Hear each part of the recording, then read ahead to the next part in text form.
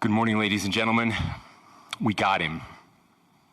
On the evening of September 11th, a family member of Tyler Robinson reached out to a family friend who contacted the Washington County Sheriff's Office with information that Robinson had confessed to them or implied that he had committed the incident.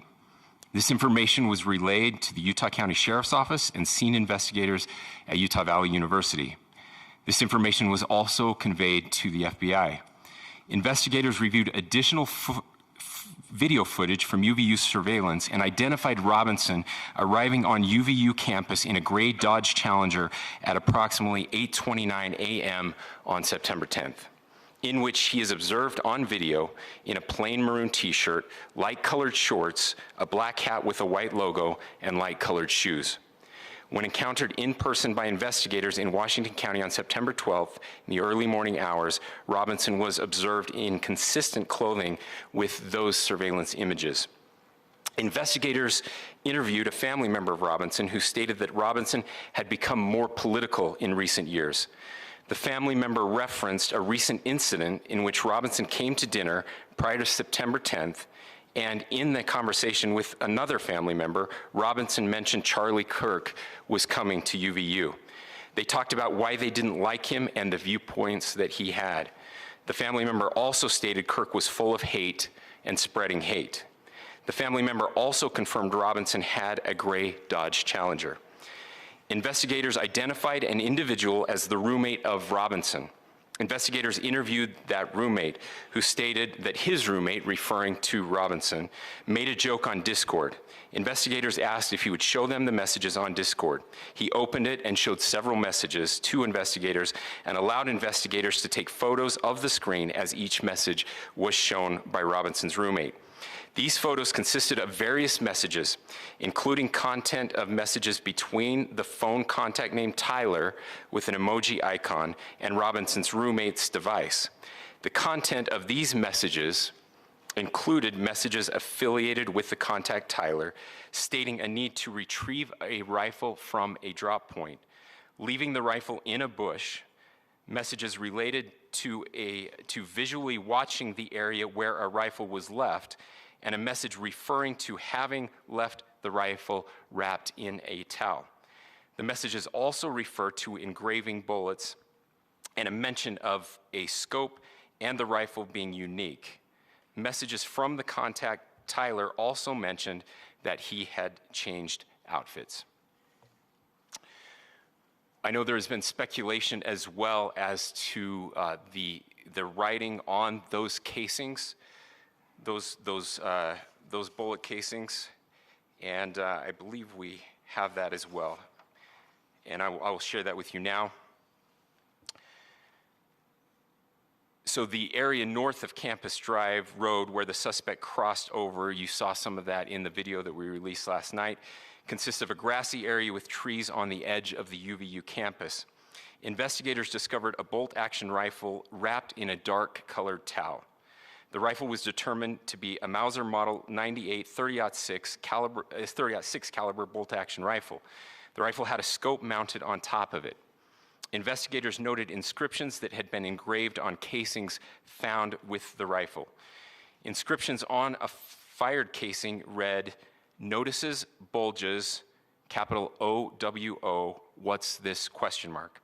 Inscriptions on the 3 unfired casings read, "Hey fascist, exclamation point, catch, exclamation point." Up arrow symbol, right arrow and symbol, and 3 down arrow symbols. A second unfired casing read, "Oh Bella Chow, Bella Chow, Bella Chow, Chow Chow." And a third unfired casing read, "If you read this, you are gay, LMAO." We are indebted to law enforcement across the state who has worked seamlessly together, local law enforcement, state law enforcement, and our federal partners with the Federal Bureau of Investigation. We're grateful for everyone who worked together in such a short amount of time to find this person and to bring justice. I want to thank the public who has been so engaged, reviewing videos, helping us with sending in tips, and helping us get to this point.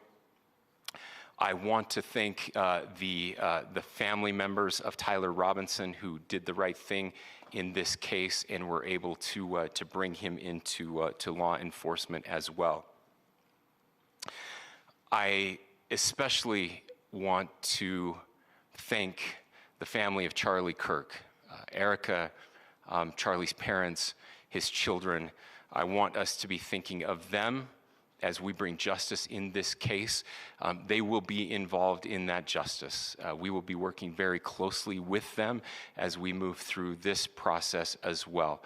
This is a very sad day for our country, a terrible day for the state of Utah, but I'm grateful that at this moment we have an opportunity to bring closure to this very dark chapter in our nation's history.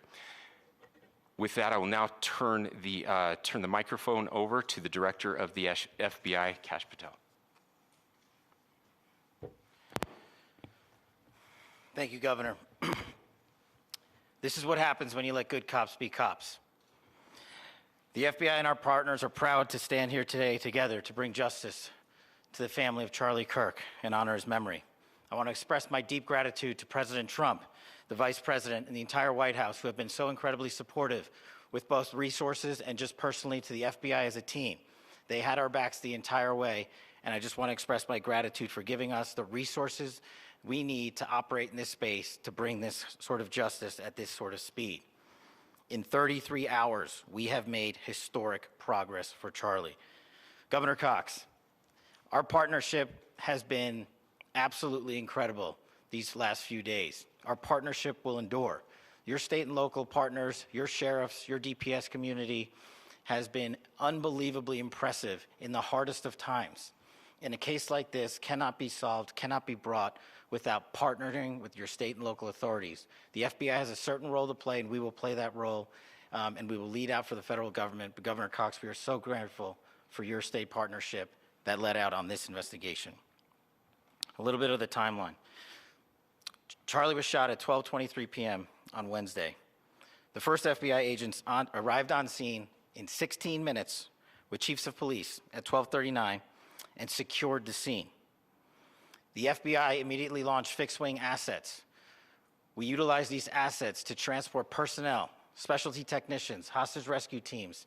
We also utilized these assets to go back and forth from the East Coast and here in Utah to transport forensic evidence and other evidence that will be analyzed and is being analyzed at our FBI laboratories in Quantico and other laboratories, including the ATF. At my direction, the FBI released the first set of FBI photos of the suspect at 10 a.m. local time on 9/11. Then, shortly thereafter, the FBI reward of $100,000 was released at 10:45 a.m. local. Myself and Deputy Director Bongino arrived on the scene at approximately 5:30 p.m. on 9/11. The governor led a press conference last night at approximately 8 p.m., where at my direction, the FBI released a never-before-seen video of the suspect. We also released new images to the public of the suspect. And just last night, the suspect was taken into custody at 10 p.m. local time. In less than 36 hours, 33 to be precise, thanks to the full weight of the federal government and leading out with the partners here in the state of Utah and Governor Cox, the suspect was apprehended in a historic time period. And I want to highlight what Governor Cox said. This would not have been possible without you, the media, and you, the public. That's why we went so public, so fast, and we're so transparent, and we're committed to that transparency. The crime scene, just a little bit there. It is a large crime scene. State and local authorities, along with federal authorities, processed that crime scene quickly. And I even had the ability to walk through that crime scene and walk through the steps the suspect took to learn more about what was needed and what resources we needed to bear to create a full picture for the FBI and leadership back in Washington. Furthermore, thankfully to state and local partners, forensic evidence has been seized and continues to be garnered. Forensic evidence has already been evaluated at FBI laboratories in Quantico and state and local authorities here. We will continue to process evidence as we see it, as we collect it, and we will continue to deliver it to Governor Cox and his team. Last night, we had a total of approximately 7,000 leads. As of this morning, thanks to your great work, we have over 11,000 leads that were called in to the FBI. And we are running out every single lead that we can. Every one of those leads will be run out. The arrest is a testament to the dedication of good law enforcement being great, and partnerships in law enforcement, which I've tried to highlight as my tenure as the director of the FBI. There is no better relationship for law enforcement than the FBI to partner with state and local authorities, and you've seen it here in these last few days. The FBI Salt Lake field office, along with our offices in LA, Phoenix, Denver, San Antonio, Las Vegas, Pittsburgh, Buffalo, our headquarters component in Quantico, all participate in the FBI. I want to express my deep gratitude to the employees of the FBI, the men and women, the evidence response team tacticians, the special operators, the agents, the support staff. You have done monumental work in historic time when the public, who had a right to demand such an expeditious solving of an investigation, the FBI answered that call diligently, critically important to our nation, and we delivered. And I'm proud to be their leader, and I'm proud to be the director of the FBI.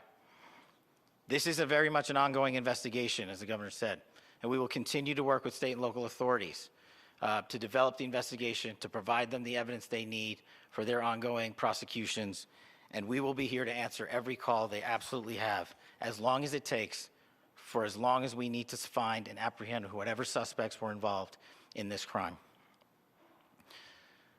Lastly, to my friend Charlie Kirk, rest now, brother. We have the watch, and I'll see you in Valhalla.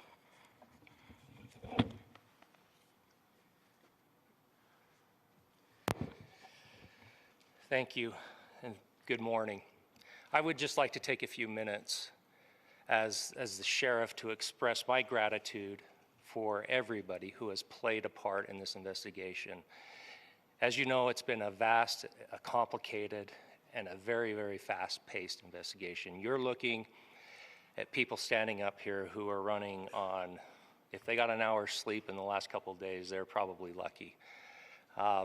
It has been very taxing. It has been so impressive, speaking on behalf of the local law enforcement, to see the cooperation that we've seen in this type of case. Across the state, sheriffs, chiefs, our state partners have stepped up and have come to the call on anything that we needed. Our county chiefs have been phenomenal.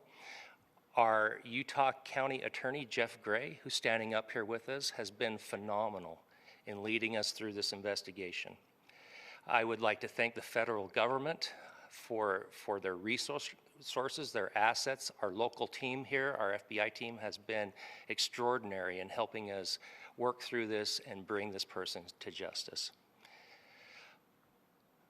Most of all, I would like to thank the public, and specifically, I would like to thank the public who turned to prayers and who turned to positiveness for us. I would like to thank them on behalf of the law enforcement community, because we needed those prayers. That's what we needed to get through this. We needed your support, and you gave it to us. We needed your patience, and you gave it to us. And I would like to thank you for the Kirk family, because that's what they need, is your support and your prayers, and that will get us through all of this. So thank you, everybody, for everybody that have stepped up. We've had such a phenomenal response to this. Thank you.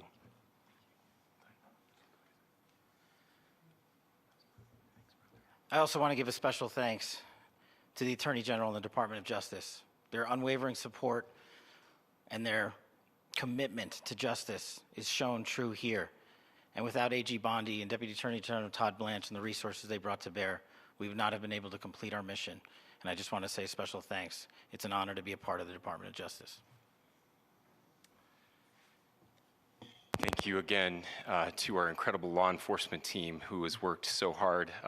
Sheriff, I got a solid 90 minutes last night, so I'm probably the most well-rested person up here.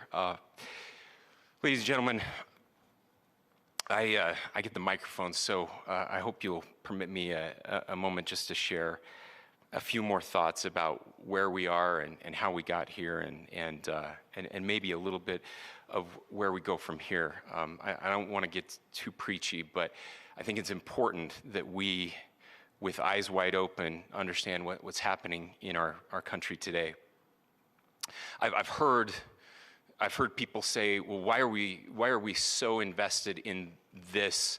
There's violence happening all across our country, and violence is tragic everywhere, and every life taken is a child of God who deserves our love and respect and dignity. This is certainly about the tragic death, political assassination of Charlie Kirk.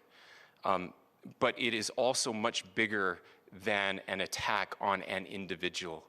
It is an attack on all of us. It is an attack on the American experiment. It is an attack on our ideals. This cuts to the very foundation of who we are, of who we have been, and who we could be in better times. Political violence is different than any other type of violence for lots of different reasons. One, because in the very act that Charlie championed of expression, that freedom of expression that is enshrined in our founding documents, in having his life taken in that very act, makes it more difficult for people to feel like they can share their ideas, that they can speak freely. We will never be able to solve all the other problems, including the violence problems that people are worried about, if we can't have a clash of ideas safely and securely. Especially those ideas with which you disagree. That's why this matters so much. Over the last 48 hours, I have been as angry as I have ever been, as sad as I have ever been. And it was, as anger pushed me to the brink, it was actually Charlie's words that pulled me back. I'd like to share some of those. And specifically right now, if I could, I need to talk to the young people in our state, in my state, and all across the country. As President Trump reminded me, he said, you know who really loved Charlie? The youths. And he's right. Young people loved Charlie, and young people hated Charlie. And Charlie went into those places anyway. And these are the words that have helped me. Charlie said, when people stop talking, that's when you get violence.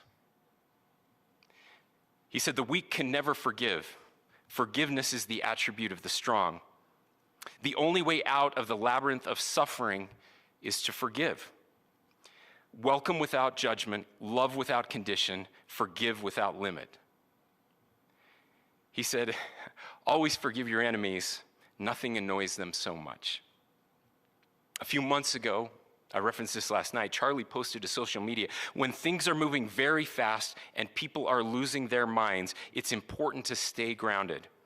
Turn off your phone, read scripture, spend time with friends, and remember, internet fury is not real life. It's going to be okay.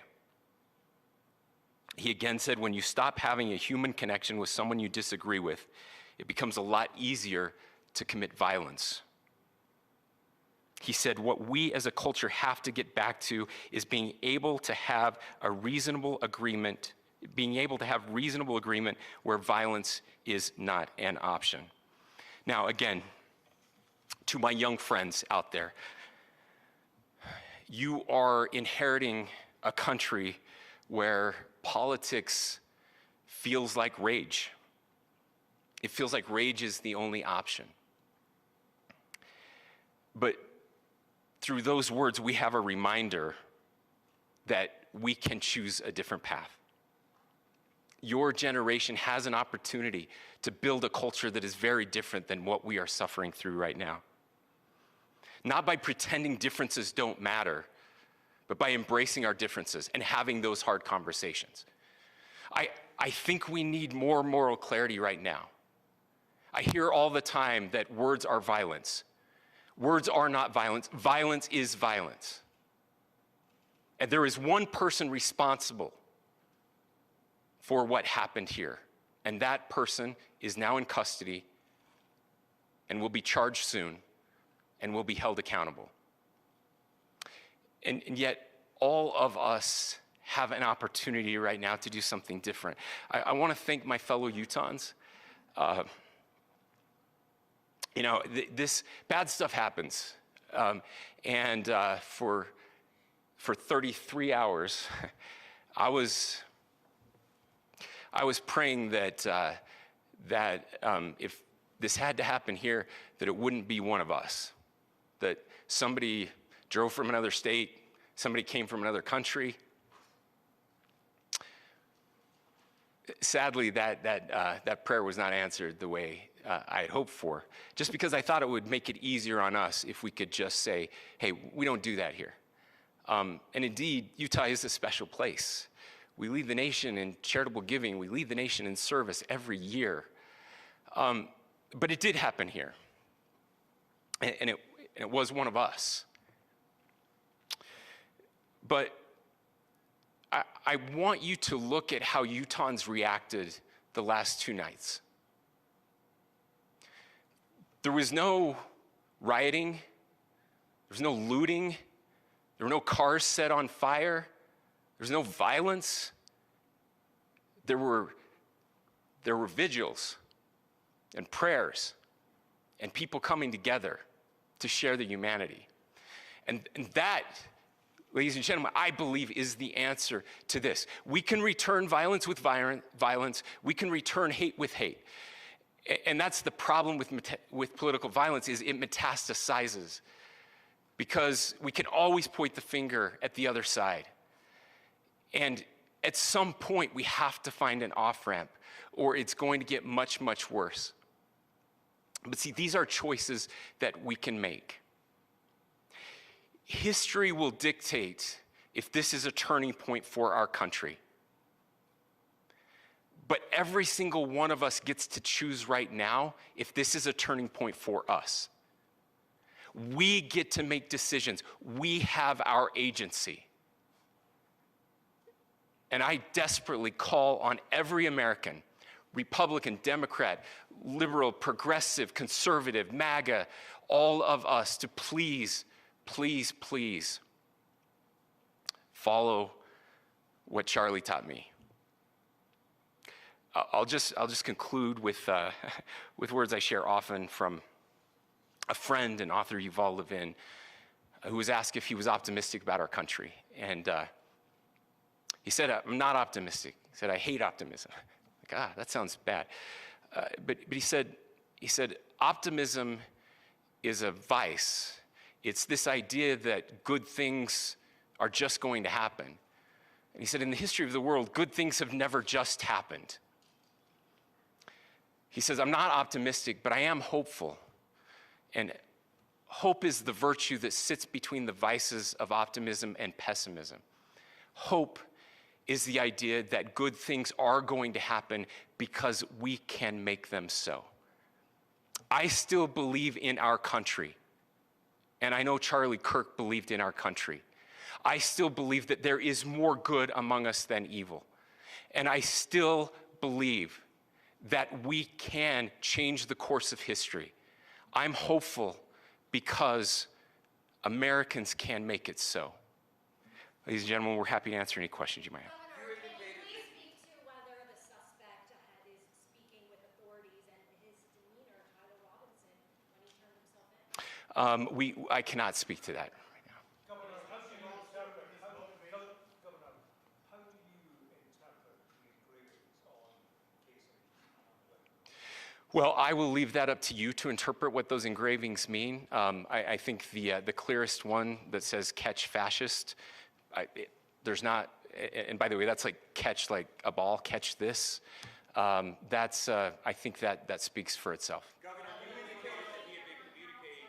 Please. Talk about this level of hatred that this person expressed in the dinner. Beyond that, is there anything in your view that you discovered that may have radicalized or changed him to prompt him to commit such a horrific? There's nothing more that we can share at this time. Governor, you indicated that he had been communicating with a friend on Discord about the gun. Do you anticipate any more arrests? We do not at this time have any information that would lead to any additional arrests. Do you believe he acted alone? Yes, but the investigation is ongoing. How he came into custody of police and where he is right now, Mr. Robinson? Yes, so right now, Mr. Robinson has been booked into the Utah County Jail. You heard the president this morning report that he was taken into custody, that his family and a friend helped to deliver him into custody of law enforcement in Washington County. For those of you that don't know where Washington County is, it is the southwesternmost part of the state of Utah. It's about a 3.5 to 4 hour drive from here, where we are right now, and that's where he lived and where they turned him in. Please, I'll go here. I can't share any more than what I've already shared. Yeah.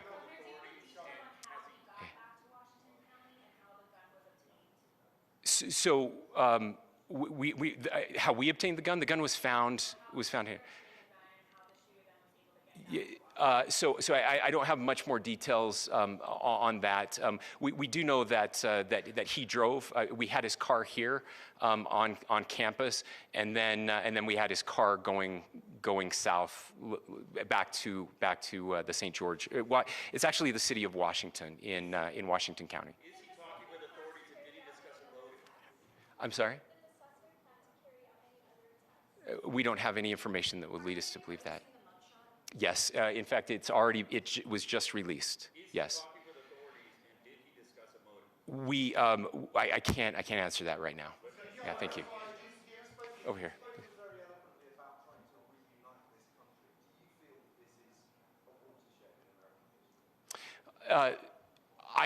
I absolutely believe that this is a watershed in American history, yes.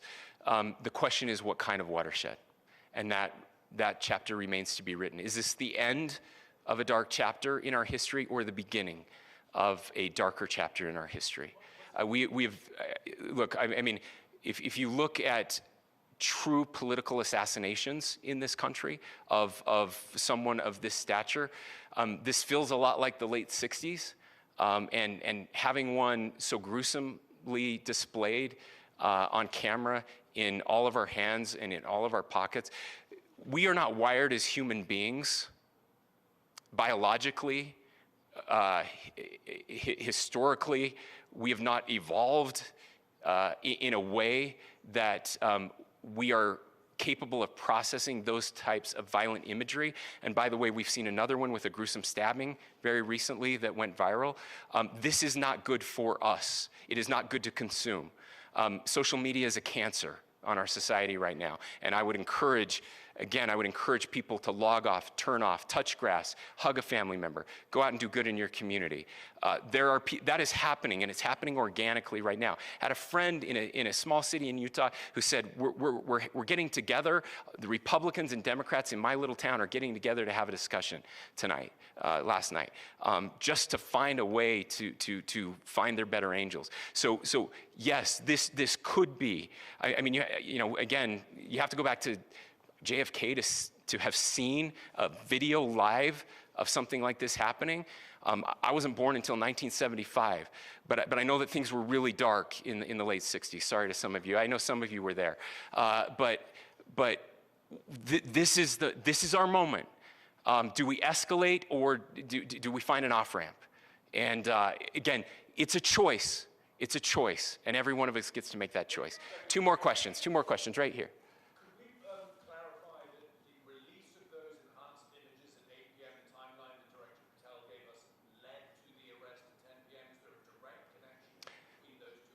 I cannot comment if there is a direct connection or not, but all I can say is that, that through some process, the family came to know that this had happened. One more thing, Governor. Could you just clarify the clothing issue you mentioned earlier? Was he changing outfits? Correct.